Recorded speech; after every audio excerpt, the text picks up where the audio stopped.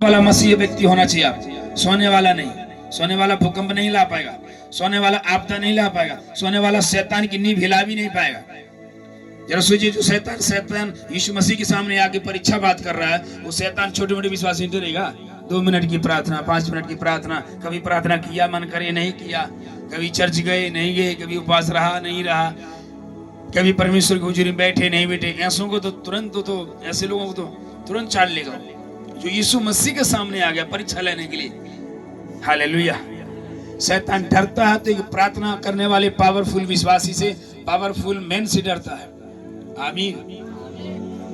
और जिस जेल में वो पड़े हुए थे, जिस जेल के अंदर थे, जिस जेल के भीतर थे, जिस परेशानी के अंदर थे, जिस बीमारी के अंदर थे, जिस श्राप के अंदर से, जिस मृत्यु के बंधन में थे, जब प्रार्थना किए तो बंधन टूटते हुए दिखाई दे रहे हैं, बंधन हटते हुए दिखाई दे रहे हैं और नया दरवाजा खुलता हुआ दिखाई दे रहा है, जिससे समस्या से वो बाहर निकल जाए। आमीन आमीन। जेल की गेट, लोहे की गेट थी, अपने आप दरवाजा खुल गया और ये पौलुस और सिलास आराम से निकल गए। आमीन। जो पुलिस और वो वकील नहीं कर सके, वो आपकी प्रार्थना कर देगी। आमीन। जो आपका पैसा नहीं कर सकता, वो आपकी प्रार्थना करेगी। जो आपका बल नहीं कर सकता, वो प्रार्थना करिए। प्रार्थना करो तो। आमीन। प्रार्थना में क्या जाता है? आप बैठो, प्रार्थना करो अपने कमरे में, प्रभु घुटने टेको, प्रार्थना करके, हाथ उठा के, कई पोजीशन में आप प्रार्थना कर सकते हैं। घुटना टेक के, हाथ उठा के, चिल्ला कर, घूम कर प्रार्थना कर सकते हैं आप। Any hallelujah. किसी भी पोजीशन में आप प्रार्थना कर सकते हैं। आपको बैठने में दिक्कत हो रही है, चलने में, तो आप बैठकर, फालती मारकर, घुटना टेक कर, हाथ उठा, एनी पोजीशन में आप प्रेयर कर सकते हैं। प्रार्थना सुनने वाला परमेश्वर है, वो ये नहीं देखता आप इधर कर रहे हो ऐसे कर, आप किसी पोजीशन में कर रहे हो, किधर भी मुंह करके वो सुनेगा प्रार्थना। पौलुस और सिलास भजन गा रहे थे, प्रार्थना कर रहे थे, नींव हिल गई, भूकंप आई और यहाँ तक बंधन खुल गए। पहले तो दरवाजा खुला, उसके बाद कह रहे जो बंधन थे, हाँ उसको भी पढ़ो।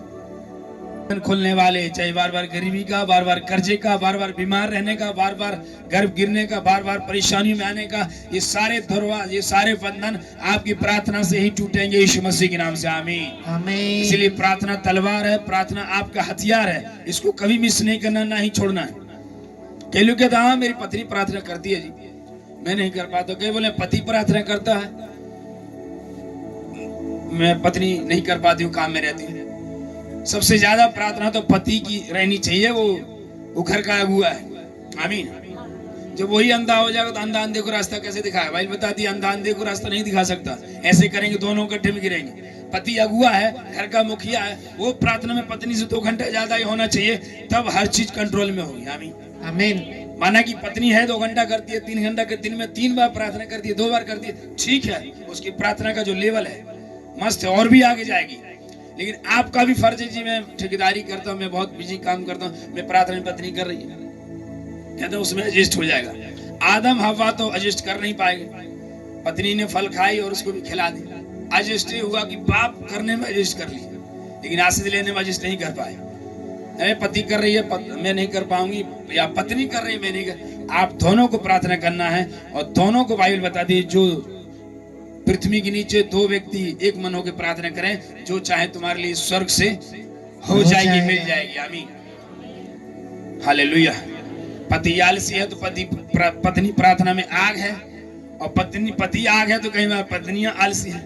आपको प्रेयर का लेवल बढ़ाना है। आमीन हालेलुया। आपकी प्रार्थना से परिवार सुरक्षित रहेगा, लेकिन आपकी प्रार्थना और डायरेक्शन होगा। आप अगुए हो घर के पति, और आप उस घर में प्रार्थना करने वाले, आपको नए नए डायरेक्शन देगा, घर को चलाने में सहायता करेगा, आपको नए ब्लेसिंग देगा परमेश्वर। पत्नी हफ्ते में 1 उपवास रखते, हफ्ते में 2 उपवास रखते पति लोग। आमीन हालेलुया। और देखिए सामर्थ परमेश्वर किस तरह काम करता है। हालेलुया। इनकी प्रार्थना के द्वारा 4 बड़े बड़े भूकंप आए। पहली ऐसी भूकंप आई कि नींव हिल गई। किसी को हिलाना है, बीमारी को हिलाकर शरीर से निकालना है, समस्याओं को निकालना है, तो आपको प्रार्थना में जाना है। दुष्ट आत्माओं को निकालना, शैतान को हटाना, श्रापों को तोड़ना, प्रार्थना में जाना है, और कोई इलाज नहीं है। प्रार्थना प्रार्थना प्रार्थना। और यही चीज शैतान नहीं चाहता कि विश्वासी प्रार्थना वाला बने। प्रार्थना में नींद डाल देता, प्रार्थना में आलसी कर देता, प्रार्थना जब होती सोने चला जाता, प्रार्थना जब होती मोबाइल में रहता, प्रार्थना जब होती मन पसंदीदा सीरियल आई उसको देख रही हूँ, मैं मनपसंद मैच आया उसको देख लूं तब प्रार्थना करूंगा। यही चाहता है शैतान की। प्रार्थना न करेंगे तो प्रार्थना करेंगे तो हर बाधाओं को तोड़कर बाहर जाएंगे। या जेल के अंदर है लेकिन जेल से छूटना नामुमकिन नहीं है। एक घटना नहीं है बाइबल में, कई घटना है। एक बार पतरस भी जेल में था और कलीसिया लो लगा के प्रार्थना कर रही थी अपने पास्टर के लिए, और बाइबल बताती है वहां इतना बड़ा भूकंप आया, वहां भी भूकंप आया। पहले तो स्वर्गदूत आए कि बड़ी रोशनी हो गई, चमचमाया और अपने आप जो लोहे के जंजीर अपने आप ऐसे कट गई जैसे कोई आरी से काट दिया। ये प्रार्थना है। वो बीमारी और रसौली ऐसे निकल जाएंगी जैसे दवाई ने निकाल दिया हो प्रार्थना के द्वारा। प्रार्थना करो तो, प्रार्थना में आलसी मत लो, प्रार्थना करो। प्रार्थना में कुछ बस सिंपल अपने घरों में बैठ जाओ, प्रार्थना करो। कमरे में बैठो, प्रार्थना करो। झोपड़ी है नहीं घर है उसमें ही प्रार्थना करो, घास बिछा के नीचे यीशु मसीह के नाम से। और आपके लिए बड़ी भूकंप आने वाले यीशु मसीह के नाम से, बड़े बंधन टूटने वाले यीशु मसीह के नाम से, और बड़ी ब्लेसिंग के द्वार खोलने वाले यीशु मसीह के नाम से। यहाँ 4 चीज हुआ, फिर से उसको रिपीट करो वचन को 25 से।